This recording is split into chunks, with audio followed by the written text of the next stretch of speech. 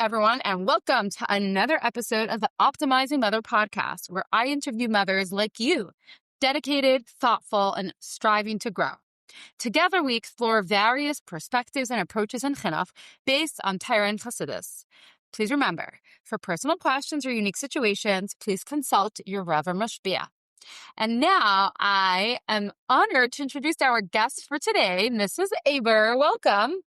Good to be here.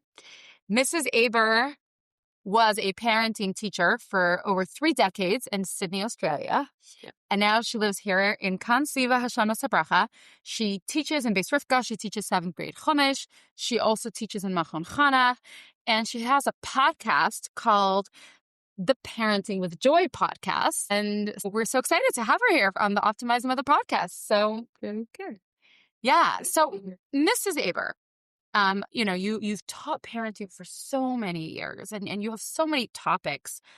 And that's how I got to you, because, you're like a wealth and a fountain of so much information. But if you had to choose one signature topic for this episode for our listeners and our mothers, what do you think it would be?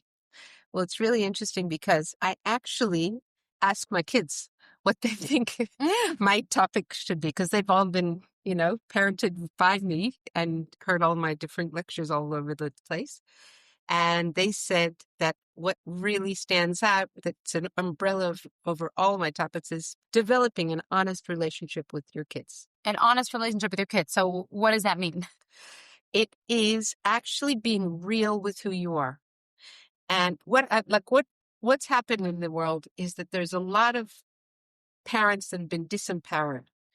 What I mean by that is like the modern psychology puts us down and says we're going to ruin our kids. And, way back since Freud, let alone, recent things, in every way we're getting, you're doing this wrong, you're doing that wrong. And the new age parenting ideas are really great. And some of them are, Torah-based, and some of them are fantastic. And the kids' self-esteem and nurturing this and nurturing that and being positive, and all, they're all really great ideas. But, I haven't found one yet that caters to the mother's needs so that she can do it long standing. Because what happens is, if you don't take care of yourself as a mother, and what's going on with you, and you ignore the needs of the parent while you're parenting, then you're going to have defaults and failure. Like, for example, you're going to, you'll be great, and then you're just like, oh, I can't, and you close yourself off in your room. Burnout. In other words, exactly. Trying to be that perfect mother always is just going to lead you to just collapsing. And either you blow up, or you'll abandon them emotionally, or you'll neglect them, or it's not going to work. It's not going to work. Yeah, it doesn't work. And the Torah solution does say, take care of yourself. The major source that I have for all the years of parenting courses I did is Klal HaChinuch VeHadracha. That's really a brilliant parenting book. It's meant for, educators, but it's brilliant for parenting. And the first chunk of it talks about know yourself, work on yourself first. Then you're going to be more successful at parenting or at chinuch, but it's the same thing. You're going to be, if you're real, if you're panini, you know what's going on with you. You check in, you make sure that you're, in the right mood to have this conversation with the kid, or you step back and you figure out what the obstacles are. Then you can make it from being an ego thing or a power play thing. You can make it be about what it should be in Hashem's house, which is parenting should be purposeful. It's got a purpose to it. We are commanded, we're given these children as a beautiful gift, and we're commanded to parent them. They're commanded to honor us and respect us and love us and fear us and everything. And we're trying to guide them into God-fearing, Torah-loving Jews. So let's, like they say, unpack this a little bit more. Right. So we know our role. We have to be aware of our, strengths and weaknesses. And you have the outside world, which is screaming. So the question is, how does a mother navigate all the voices, still be confident, and still have this honest relationship with the kids? What are some practical things that you empower mothers to do in order to accomplish that? Right. So that's a very good question. So it's really got to come down to nuts and bolts about how you actually can use it in your daily life. So the first is that we have to know our place, so we have to teach our children their place. And I call it the hierarchy. It's very simple. There's Hashem, and he gave us the Torah that tells us what our job is, and then the children are being trained by us. So, like, even when the kids were growing up, I would say things like, look, you know what? I know that this isn't what you wanted to do, but Hashem put me in charge of teaching you to do this, and this is what you... Do you know what I mean? I made that hierarchy very clear to him or her, and then also to me. You know, when you actually verbalize the hierarchy, it impresses it on the kids, but it also tells you, oh yeah, this is my goal isn't to win or to be in control or to get my way or to get nachas from this kid. My goal is whatever the Torah goal is, to teach them how to do this, or to teach them menschlichkeit, or teach them, you know. How does that help you have an honest relationship with your kid? Right. So when you know the hierarchy, then you know what your job is and you know what it's not. And then you can get your ego out of it. When your ego is out of it, it's much healthier and cleaner. It's much more honest relationship. Because I'm not ordering you around because I don't want my friends to see that you're not dressed in a perfect Shabbos outfit. I'm getting you dressed because it's menschlich. For me, I'm supposed to teach you how to do this, and there's mitzvahs and, you know, whatever it is. So remembering the hierarchy, it like almost like takes a rock off our heart. You have your responsibility. Right. You're not going to be perfect. Your job is that you were entrusted to be this parent. And that itself, you're saying, helps you with the honesty. Yes. And helps you be real and panimi. And that's part of working on yourself, to be honest with what my boundaries are. Like sometimes people will have a fight with their kids over something ridiculous. Let's say a teenager. They're fighting with their kids. No, you have to do this. And that. They're like, step back, hold on. Is this a mitzvah that you're fighting with them about? Is this important? Or is it just your personal preference? And, you know, I mean, there is a mitzvah on their behalf to do things their mother's way, to honor their mother. But this is how important is this? If I'm, choose your battles, I would rather, have real conviction about the things that are mitzvahs, that are connections with Hashem, that are part of Torah and mitzvahs, part of the things I'm supposed to be training them in, then that they should know that, oh no, I prefer they wear the green dress instead of the blue dress. Who cares? Let them wear the wrong dress. The dress that you didn't like, that they don't, let them have that. That's sort of not my business in a way. And it gives them the freedom to choose. But when it comes to a mitzvah, I want to make sure that they respect that, and it's honest. It's true to my purpose of being their parent. So it's interesting because you started off saying also like that you're looking for something that is not just for the children, that's for the mother. Yes. Did you mean that physically also, where it's not too much for the mother also? Like, yes. So could you expound on what you meant by that? Okay. So for example, one of the things that I figured out early is that the best way to, like, we all want to share the best parts of ourselves with our kids. We don't want to be remembered as the grumpy mom who is always nagging and always, put your shoes on, put this away, put that there. Well, you didn't do this. That we have plenty of times we have to do that just because that's the nature of the beast. But what I wanted to do was minimize resentments with my interactions with my kids, so that I could share I'd be happy. Does that mean on your kids or on you? Right. So it's both. Like anything, I've got to know myself. That's part of Klal Chinuch. It's saying that I've got to really assess myself honestly and see where my triggers are, where my resentments are. There's things that I would resent that you wouldn't care less about, and vice versa. That's fine. But what I'm saying is, resentment is built in. Hashem made it as part of the way things are with parenting. And I always tell the example of you get this beautiful bundle of joy. You've just been through birth. You bring it home and you're so happy, and you nurse it and you burp it and you hug it and you wrap it and you sing Shema to it and you put it to sleep. And then you say, oh, I'm so happy for Hashem. And you finally calm down, you fall asleep. And then before you know it, it's, wah! And it's like, you're like, oh my goodness, it's only been 2 hours. Yeah, right. You don't wait there. Even though you love the baby and there's nothing, you're very grateful, but you're still like, oh, I didn't get enough sleep. And so like the resentment is built in. it's obvious that you would resent that, but you try to say, oh no, and you might feel guilty for it. It's normal to have resentments for things that are hard, but they're just things we have to do and we resent them, but we go on. But I wanted to minimize it. So, for example, there was this woman that said that she had real resentment because she just didn't get enough sleep at night. And then her baby was going through a stage of waking up every 2 hours. And I said, you know what? Take the clock out of your bedroom. And then you won't know how many hours it's been locked in, and you won't have that to think about. So it seems like a simple solution, but guess what? That might be the solution. Or you might say, no, I need the alarm clock and whatever. Okay, so you can't do it, but figure things out, tweak it so that Can you give some personal examples, like how you minimize your, yes, I guess, to make parenting more joyful? Yes, yeah, that's it. So what, for example, I was so happy when I had my little baby, and then I was pregnant with my second one, so I had to start weaning him, and I went out and bought the jar of baby food, and I was feeding him the food, and everything was going well, except that by the second jar, I was sitting there thinking, oh my goodness, this is below my pay grade. I can tell I was already pregnant with my next one, so I was like, I can't do this for 5 years to feed every spoonful of food to this kid. And I'm going to resent it. And that resentment's going to go through the spoon.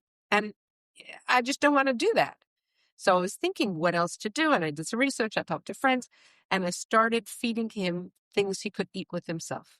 For himself. And every person has to weigh. There's going to be a mess because he's going to be playing with food, and he's going to get his clothes dirty or his bibs dirty, and he's going to get the floor dirty. And you're going to have to work yourself out, what the trade-offs are. It's so funny because I have no problem feeding the babies. I love that. It's so funny how everyone is so different. Yeah. For you, bringing joy into parenting was letting your baby feed himself. Yes. And that's exactly it. You have to figure out your own. That's the work of the Klal Chinuch, to examine yourself and be introspective. Oh, those cute Gerber spoons. Yeah. Well, some people do. And now they didn't have in my day, but when I was a young mommy, but they have the things that can suck the bar. Yeah, those little packets. Nice and easy. Yeah. But the whole thing is that my kids all grew up with, bananas and then boiled carrots and potatoes and things like that. And little by little, they learned to eat themselves. And what was really amazing is, first of all, their dexterity was really improved. Every one of them, the kindergarten teacher said, wow, your kids really have good dexterity. And I put the two together. Then there's also the fact that they really weren't picky eaters. Most of my kids, I don't even remember them being picky, but they just they were given the agency to choose their own food and to take as much as they wanted. And you know what I mean? From a very young age. And so that's that. And I think there's also training them to be independent. A lot of people don't realize that you don't have to do everything for your kids all the time, like teaching them to put on their own shoes. It takes time. And they say, oh, I'll just do it myself and get it done. But guess what? If you spend the time to actually train them with love and kindness and give them the time to do it, then there comes a time soon after that you can say, get your shoes on, we're going. And they'll run and put their shoes on. And that's one less job that is on you. And the same thing with setting the table, making their own breakfasts. You've got to do the trade-offs, what the mess and everybody chooses their own examples of this. But the whole idea is that if you train them to be independent, you're going to have less burden in parenting. That leads to resentments. And if we go back to the hierarchy of parenting, that's also part of your responsibility to raise them to be independent kids. Yeah. It's really true. Okay. And this is also true emotionally. That's a whole nother thing, that teaching them how to be independent, how to be responsible for themselves emotionally. I'd love to hear that. Can you go into that? Oh, okay. Well, I thought I didn't, maybe you'll have me back and I'll come I'll do that one. I could. But I mean, it's also to teach them to be responsible and that you're not just training them to be independent, but teaching them to have understanding what they're expected to do for themselves. Not just independence, but for example, there was once I had a relative and I went to visit her, and we were at an auntie's house, and she had her little kids with them, and the auntie's house was not, oh, sorry, auntie. That's been okay. in Australia for 30 years. Say it like that. Yeah. So what happened is they wasn't very kid friendly. There were little tchotchkes everywhere. And so we couldn't have a conversation because she was running after her little kids saying, oh, don't touch that. Put that down. This and that. And she was using all this modern parenting stuff, which is full of great stuff, but it was trapping her every which way. I couldn't say anything because I was just sitting there cringing, watching her. And the kid said, why can't I touch it? Because it might break. You will break it. No, I'll be very careful. And then she's got, and what is really amazing is that the Torah, with this hierarchy, gives us the authority to say, put it down. You're not playing with it. Mommy said no. It removes the stress levels. But it's also, there's a clear guideline of, this is stressing me out. I don't want to do this, and I don't want to,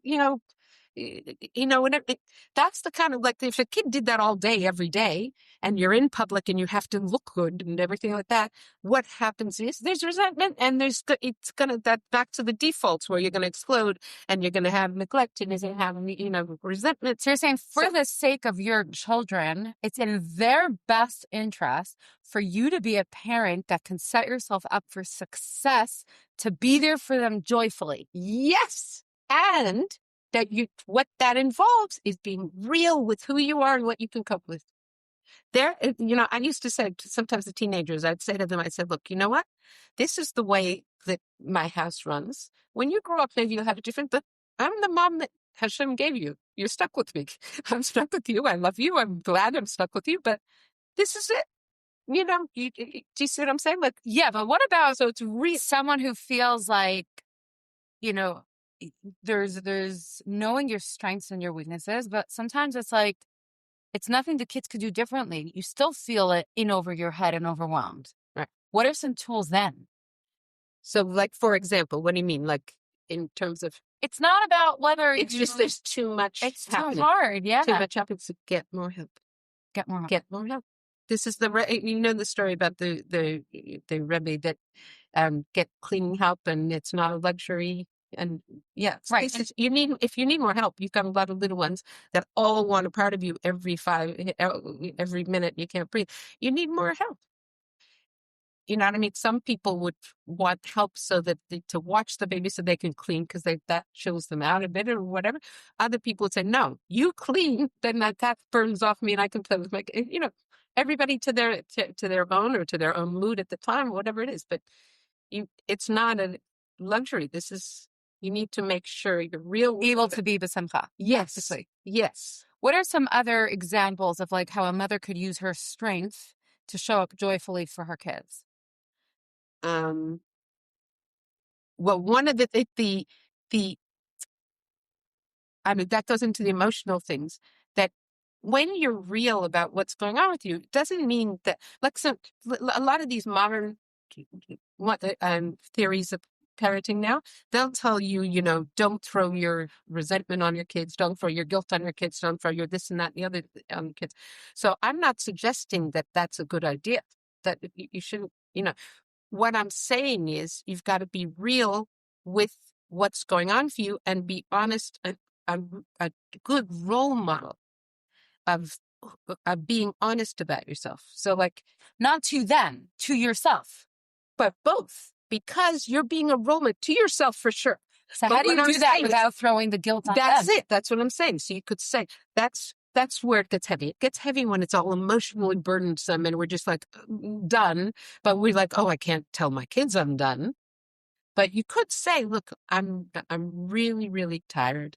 I've had a very stressful day, and what I want to do right now is just have a little bit of quiet time. I want to give you the attention you want, but I need whatever it is I need. So kids could know that parents have limits. Yes. Yes, and be a role model of meeting your own needs, because then that allows the kids to do that. I always use the example that it's really sad that in Sydney, we used to walk around with all our little kids, and we did double stroller, a single stroller, and the oldest kid was pushing one of the strollers and holding somebody's hand and whatever. And we'd walk around, and all these families, like whenever we'd go for Sunday trip, outing or something, people would come up to us, just regular stuff, and going, whatever. And they'd say, "Oh, you have such a large family. I'm one of 13.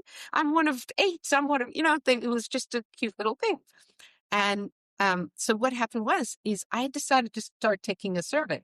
And I would always ask them, I'd say, "Oh, of your 12 siblings, how many had big families as well?" And they'd say, "Oh, well, one of them's religious, so she'd had, but everybody else, this one's not married, that one had 2, this one had that, and I was thinking, I'm a Yiddish mama. I want all of my kids to want to have big families. And so I want them to feel armed to be able to do that.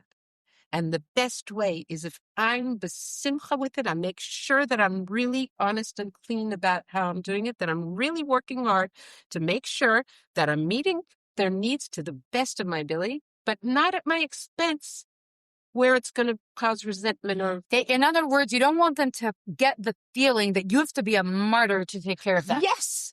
Because that's what I see happen. If they saw, because if the mother's resentful, then the kids are resentful. Right. The kids think, I'm not going to get married and have kids. Like, this isn't for the birds. I'm not as selfless as my mom. And my mom was never had a chance to breathe. And she never, I didn't want that. I said, I want, if somebody would come up to me and say, "Oh, how many of your kids had big families?" I wanted to say all of them did.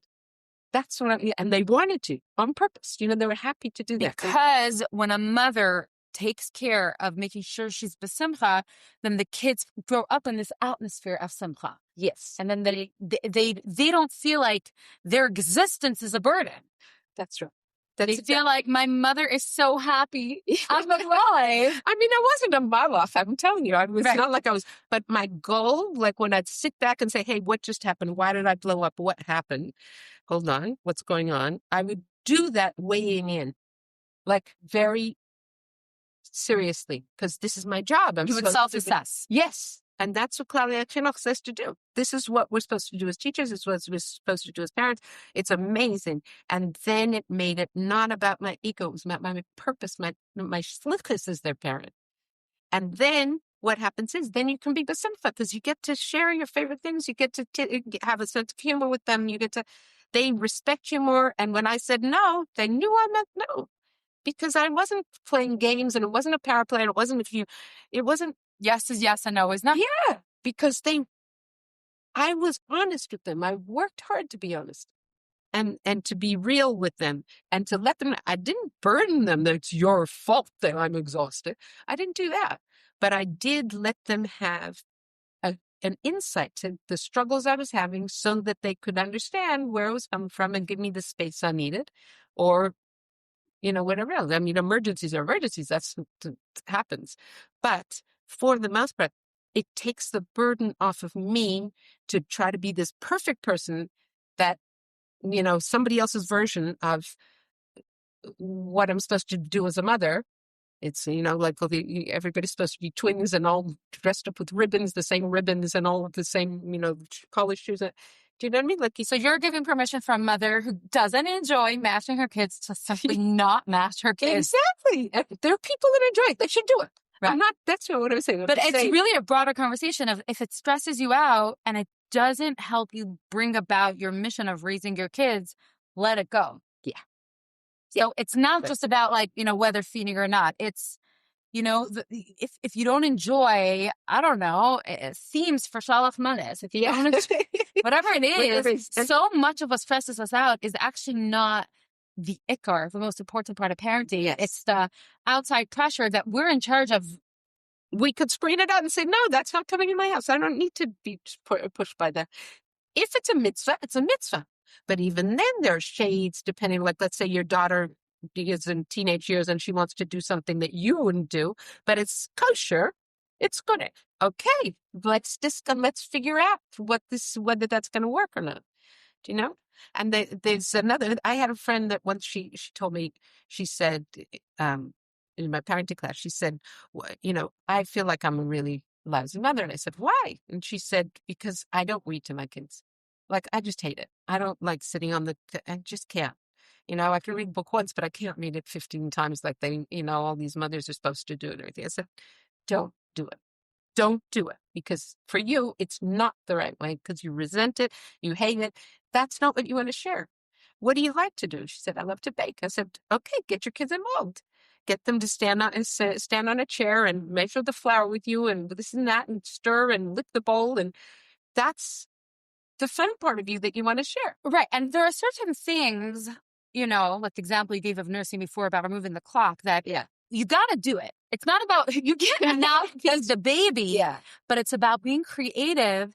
How can I make this a more positive experience for me, so that I can continue to give? In other words, it's basically, maybe it wasn't focused on previously, but you're basically saying there's a goal to it's literally the name of your podcast. Like there's a goal to a mother being happy. She's being happy so that she can raise her kids happily. Yeah. So basically, I'm going back to what you started off saying about being real. I'm understanding it differently. Right. I think what you're saying about being real is that you want mothers to be authentic. Your kids are not your therapist. They don't need to hear all your problem. That's not what you're trying to say.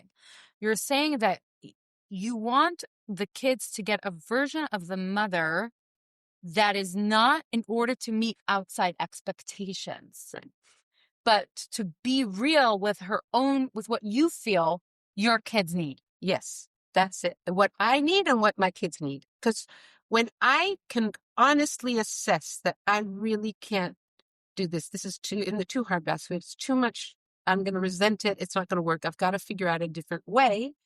So then I don't have to apologize for changing the way. This is who I am. And then it gives the children a dogma chaya of being allowed to understand who they are and meet their needs accordingly, to be who they are and not try to, please the whole world. Yeah. We're not here to please the world. We're here to serve Hashem. That's it. And so what happens is that as a result of that, I'm much happier as a parent, and there's so much more joy. There's so much more happiness, and they don't feel like, do you know what I mean? And if I haven't, let's say something happens, I'm in a bad mood. I'm really in a bad mood. So I get, some people I know, they were, over the years, they would say, oh, I hide that from the kids because it's really negative. But hello, how are they going to know how to deal with negativity if I don't show them how I'm doing it? How do you show them? What do you say? I would say, this and that happened, and I'm a little upset, but, and then I'd try to bring in, what I would say to myself, which is, hashgacha pratis, or, gamza l'tova, or whatever it is. So you're modeling for them what it looks like to be normal, to be human, to be upset, and then to bring in the hashgacha pratis. So you're not just preaching it to them. They're seeing you live it. Yes. And then it's so good because then I don't have the burden of hiding things from them. Like that's not going to. And then they, there's so many people that would grow up and say, "Oh, my parents never fought. I don't know. They had a perfect marriage."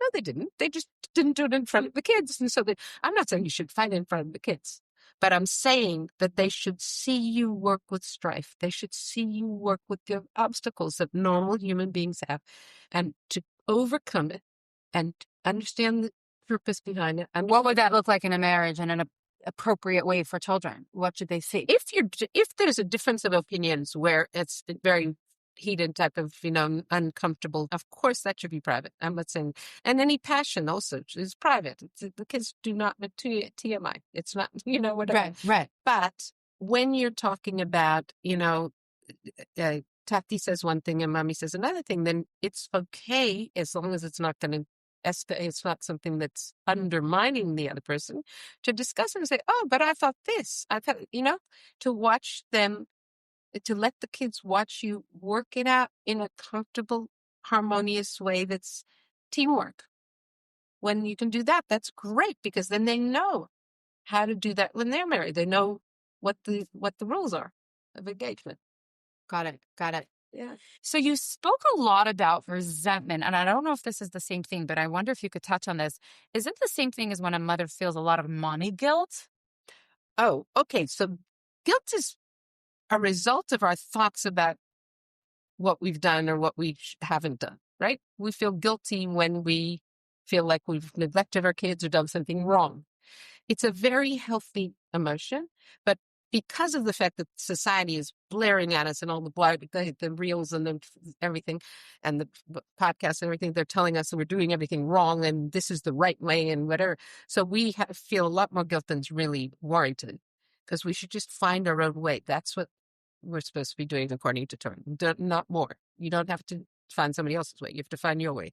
But the thing is that guilt is very important to learn to do well for ourselves, to understand when it's really something wrong or when it's just ourselves pushing ourselves around and making it. In other words, to identify an appropriate guilt versus like, that's just the Yetzer Hara pulling me down. Yes. So how do you know the difference between them?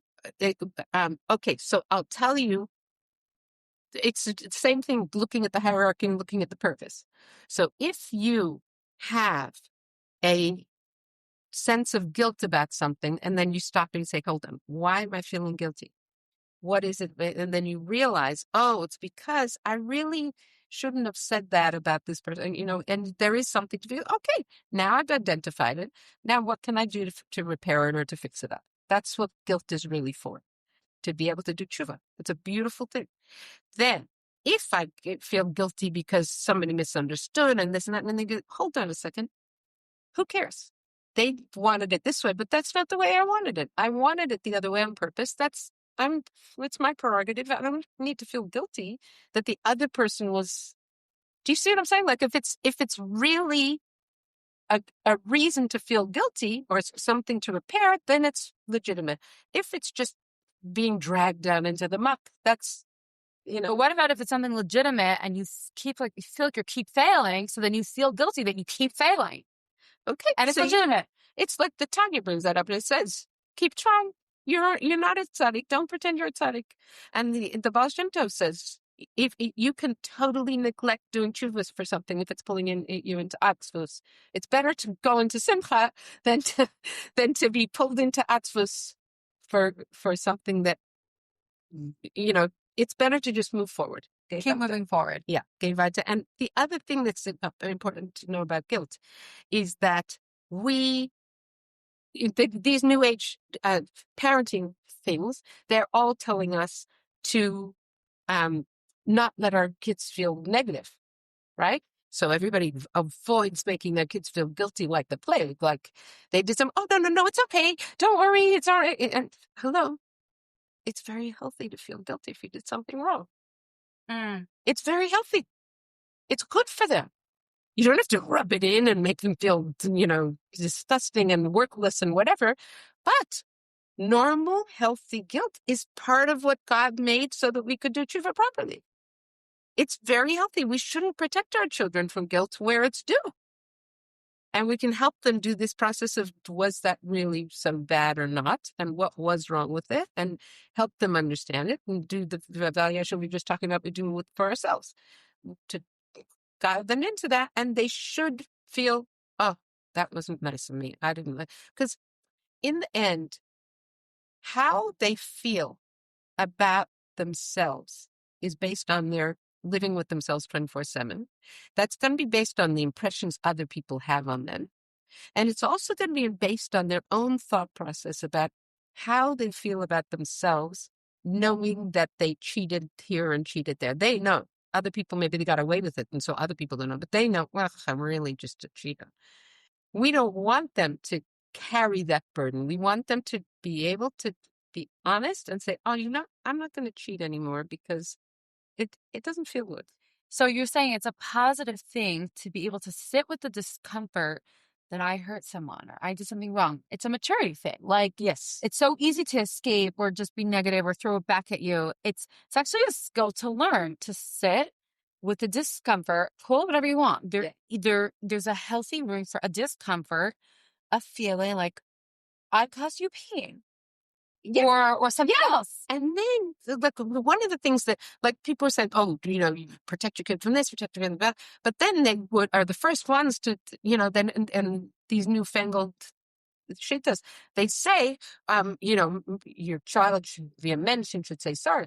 But when children say sorry and they didn't mean it, it's very destructive. Like, That's not what we're trying to do. We're not getting you to say sorry. We're getting them to feel a sense of, hey, I did something hurtful and I made you upset. And they really feel, it's like in the Beis Mikdash, when we get the korbanos, we felt like that animal was shafted in my place because I did such a terrible thing, So the thing is, that's why, we watch kaparas now. We used to watch the shkita in the Beis Mikdash. So the whole thing is that the same kind of thing. You want the child to feel a sense of responsibility for what they did and a sense of sorrow if they did something wrong. And that's where tshuva comes from, that they want to repair what they did because they realize it's wrong. So don't cheat them out of that. Let them sit with it, like you're saying, and then guide them how to do tshuva. Then when they say sorry, they're not doing it because you said, say sorry. They're doing it because they really do feel sorry. And it's do you feel like young mothers today do feel like the from all the messages, like I'm not good enough and like unconfident with their parenting? Is that the feedback you got from all the parenting groups? Yeah, over all the years, but even more so now because there's so many people out there telling them what the right thing to do is, and they're not always checking in with themselves. So you can't become somebody else. As hard as I would try, I can't become the Rebbetzin down the street. She's great. I really admire her, but I can't become her. I'm me. Hashem gave me my challenges, my intuitions, my proclivities, my talents, my chesrenos, and I've got to work with that. And this is why the Klalei Chinuch is so good, because it's telling us, work with yourself. Grow, major, same as self, and then you can get into a position of education, etc. Yeah. Okay, so how would you wrap this all up for mothers, young mothers, old mothers, first time, young ones, teenagers? Like, how would you wrap up what you're trying to tell us? Especially since, let's be honest, this is another podcast. Another voice telling them, but we don't want to add to anyone else's guilt, because new age, not new age, a parenting podcast is I just have to give mothers credit. Like, if you're listening to this, you want to be better. That's right. For like sure. It's coming from a place of wanting to be better. So how would you, tell them, inspire a mother to grow without feeling like she's not good enough and that whole guilt thing? So it's what I tell new mothers when they come out of hospital. I told it to all my daughters when they had their first babies, and I've told it to many, many women that have had their babies. And I say, you know what? There's lots of wisdom out there. Ask advice from everybody you see around you. One woman builds her house by chokhmas nashim, plural. You can ask advice to your heart's content. But you should know, Hashem gave you this baby, and you get a malach that can help you all the way through. Just say, Hashem, please let the malach put in my head the right thought or the right answer or the right idea or the right understanding of my kid. You can always ask that malach for help. There's one for each child that you did give birth to. But really, you sit and have a malach your whole life that's helping you with that baby? Yes, when you have birth, you get a malach that stays the kid's whole life. Yeah, I didn't know that.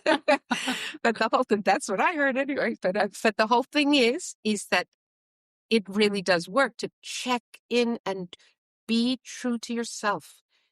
Think of your own needs. Think of what's going to work for you, because that's the harmony that's going to create happiness in the home. If mommy is turning into a shmata and doesn't have a time to breathe, and everybody thinks she's got to do everything for them, she's not going to be besimcha. She's going to be run down. The whole house is going to suffer. It's be true to yourself. When you got, so I tell these new mothers, when you've got a new baby, it's yours. Hashem gave it to you. You're capable of doing what it needs. What you don't have to give it, it doesn't need. Or you can outsource certain things if you need to, but once piano lessons, you can't do that. So you can, but that's not the essentials of the parenting Hashem gave to you. And you're the shaliach for this, and you do the best you can. Give yourself a break. Be real with yourself. Don't put expectations you don't need to put on yourself. And be true to true to the hierarchy. Yeah, your purpose and the mission. Thank you so much, Mrs. Aber, for all your words of wisdom. Thank you, everyone who's listening. Please share, subscribe. Until next time.